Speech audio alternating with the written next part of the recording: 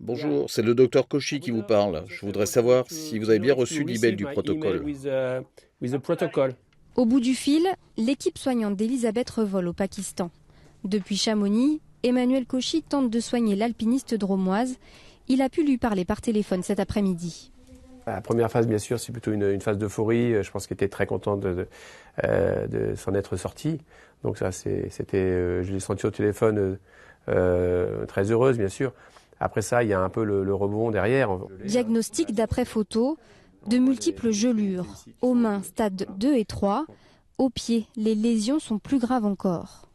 Dès qu'on atteint l'articulation métatarso-phalangienne ici, on considère que c'est des stades 4. On commence à rentrer dans le stade 4 et puis ça, c'est des mauvaises gelures, quoi, dont le pronostic n'est pas bon.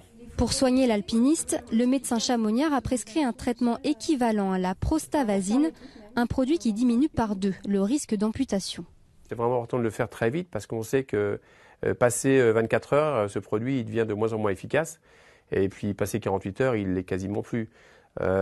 Donc l'objectif, c'est une course contre la montre en fait. C'est essayer de la mettre dans un hôpital le plus vite possible et de faire en sorte qu'elle ait son traitement. Si le traitement n'est pas administré suffisamment vite, Elisabeth Revol pourrait perdre plusieurs de ses doigts de pied selon le médecin.